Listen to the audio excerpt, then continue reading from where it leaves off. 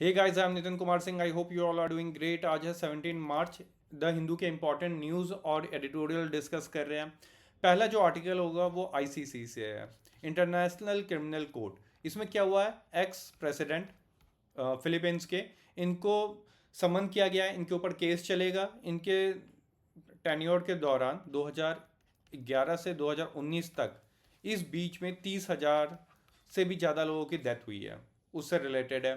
Then हम लोग बात करेंगे, एक मैप बेस आर्टिकल हम लोग डिस्कस कर लेंगे यहाँ पे कि नॉर्थ सी में हाल ही में क्या हुआ कि एक टैंकर जा रहा था जो कि अमेरिकन फ्यूल्स लेके जा रहा था, जेट फ्यूल लेके जा रहा था। उसको एक कार्गो शिप ने हिट कर दिया है।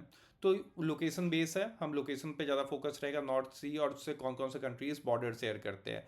देन यमन में क्या चल रहा है आज के डेट में। अभी हाल ही में क्या हुआ, यूएस ने स्ट्राइक किया यमन पे, जहाँ पे 31 लोगों की डेथ हुई है।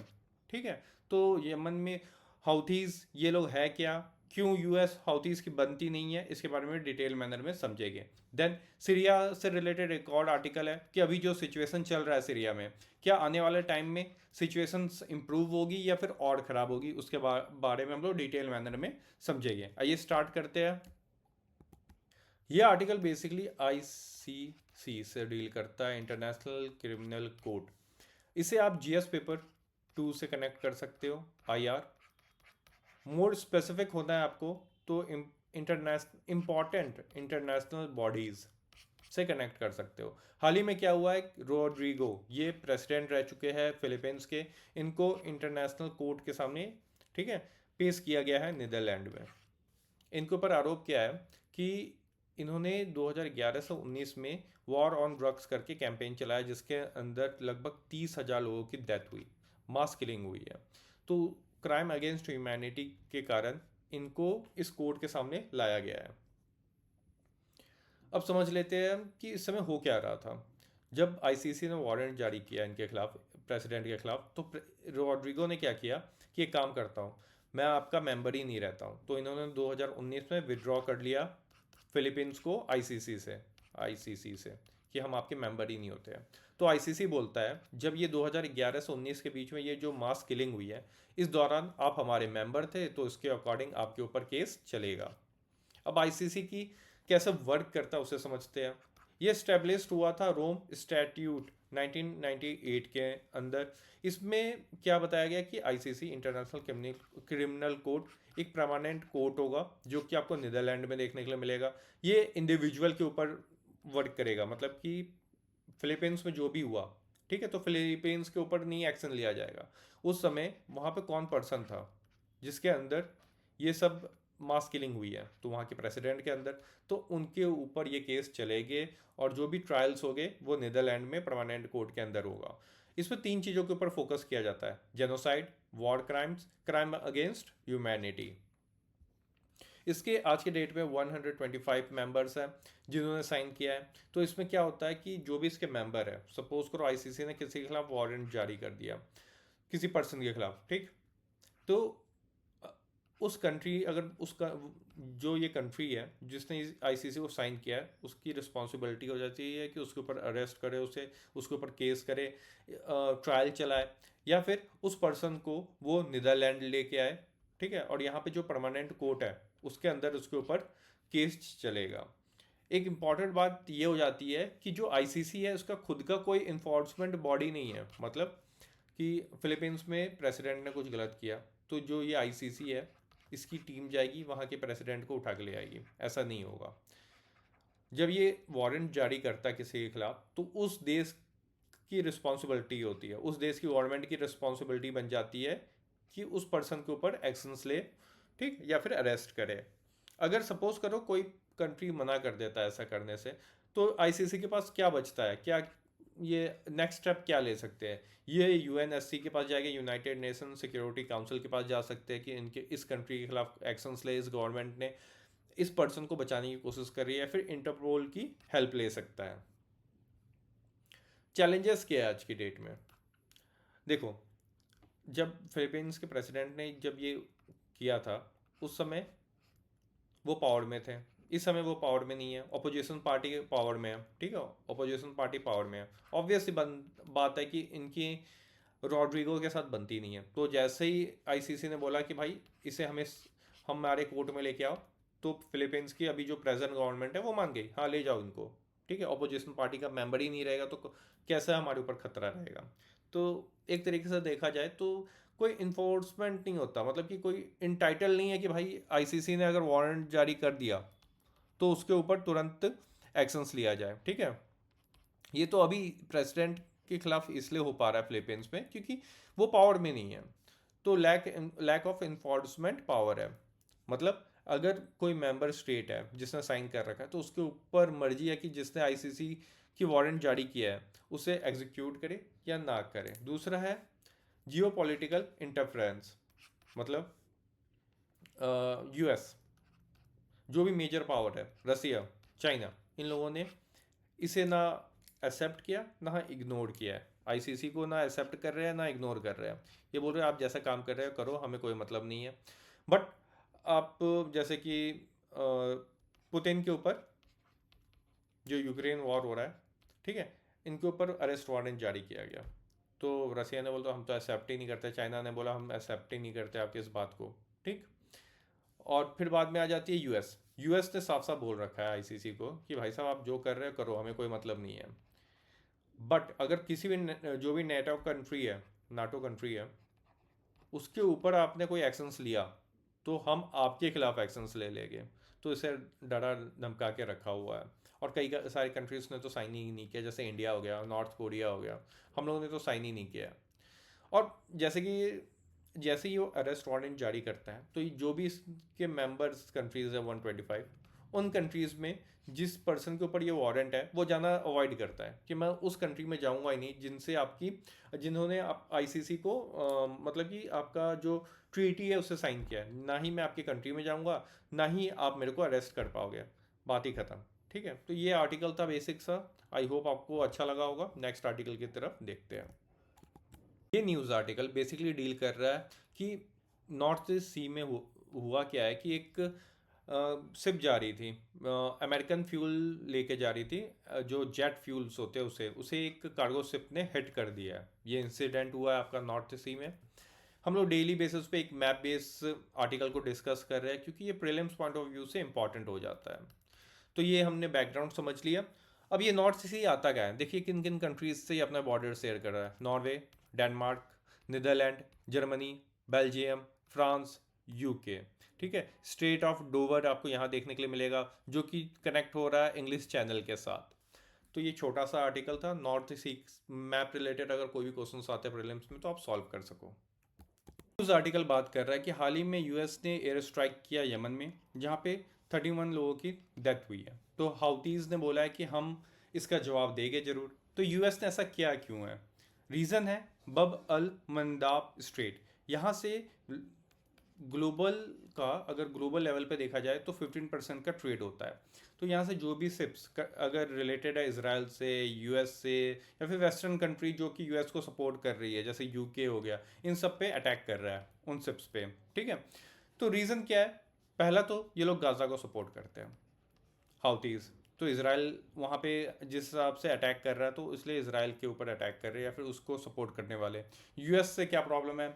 जो हाउतीज़ है ये मानते हैं कि ये ईरान का पार्ट है। तो ईरान और यूएस कॉन्फ्लिक्ट आप देखते ही हो टाइम टू टाइम, जो ईरान का दुश्मन वो हाउतीज़ का दुश्मन, तो इसलिए यूएस के भी खिलाफ ये लोग रहते हैं, ठीक है। या फिर यूएस को जो भी कंट्री सपोर्ट कर रही है उसके खिलाफ। हाउतीज़ का लोकेशन देख लेते हैं। यमन की एक माइनॉरिटी मुस्लिम ग्रुप है, सिया मुस्लिम्स है। ये लोग बड़े पार्ट पे आज के डेट पे कंट्रोल कर रहे हैं।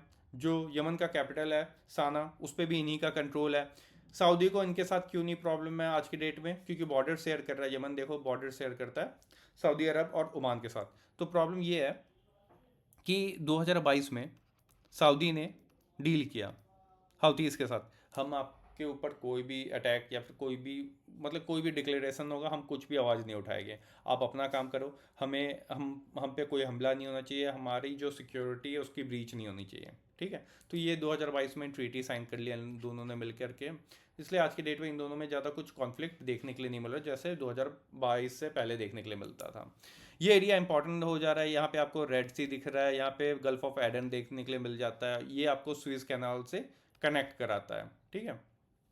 तो ये कुछ बेसिक बातें थी। आई होप ये आर्टिकल आपको समझ में आ गया होगा।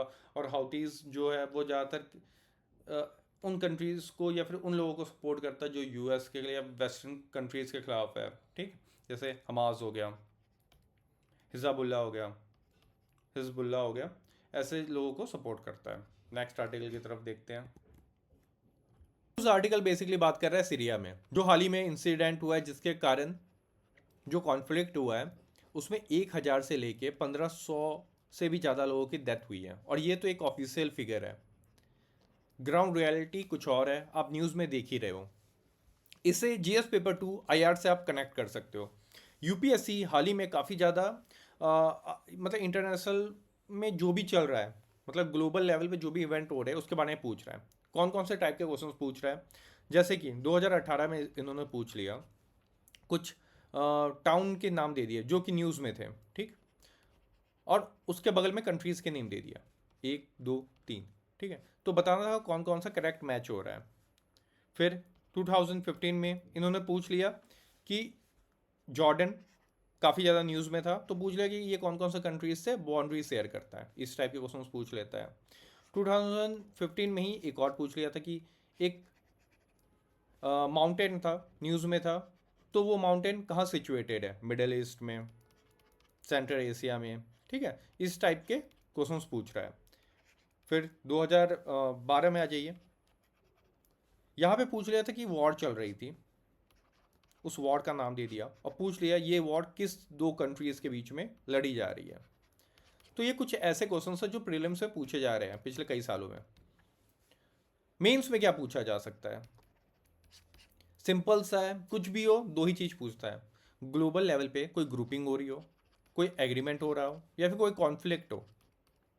कॉन्फ्लिक्ट हो, इसका इंडिया के ऊपर क्या इम्पैक्ट पड़ने वाला है, ये आपको ध्यान में रख के पढ़ना होता है कोई भी आर्टिकल जो आईआर से रिलेटेड है।